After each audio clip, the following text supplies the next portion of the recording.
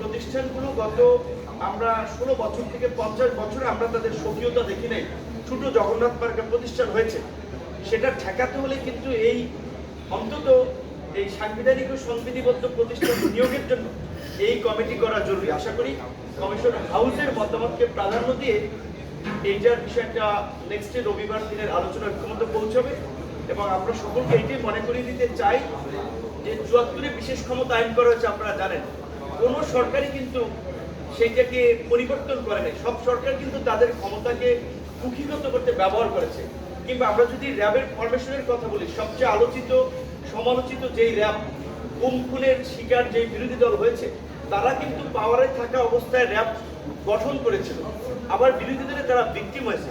সুতরাং আজকে যদি আমরা এরকম ভাবে যে আমরা সরকার গঠনের পসিবিলিটি আছে, সুতরাং আমরা পাওয়ার এনজয় করার জন্য কিংবা সবকিছুকে নিয়ন্ত্রণ করার জন্য সংস্কারটা ঐকেন্দ্রিক চিন্তা করব, তাহলে কিন্তু ভবিষ্যতে আরো একটা গণ অভ্যুত্থানের আবার কিংবা একটা না অনেকগুলো গণ অভ্যুত্থানের আবার প্রয়োজনীয়তা দেখা দিতে পারে। আশা করি সবাই বিবেচনা করেই ভবিষ্যতে আর গণ অভ্যুত্থানের প্রয়োজন না হয় এবং কোনো স্বৈরতন্ত্র কিংবা ফ্যাসিবাদ প্রতিষ্ঠিত না হয়, সেজন্যই রাষ্ট্র কাঠামোকে একটা ভারসাম্যের মধ্যে নিয়ে আসবে।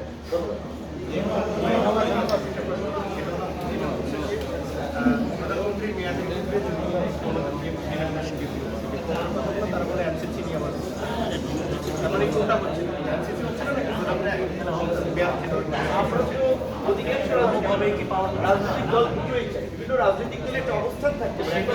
এটা তো আসলে ওই রকমের বিষয় না যে আপনি একটা দিলে আরেকটা একবার দিলে আরেকবার দিতে পারবেন। এইখানে দলের যে আমরা একটা বিশেষ পরিস্থিতি গণ অভ্যুত্থান পরবর্তীতে বাংলাদেশ রাষ্ট্রকে পুনর্গঠন করার জন্য, সুতরাং এইখানে দলীয় পজিশনের চেয়ে জাতীয় স্বার্থ এবং আমরা যেহেতু জাতীয় ঐক্যমত্যের জন্য বসছি, ওই হাউসের মতামতটাকে প্রাধান্য দেওয়া উচিত সকলের এবং আমরা এটা মনে করি।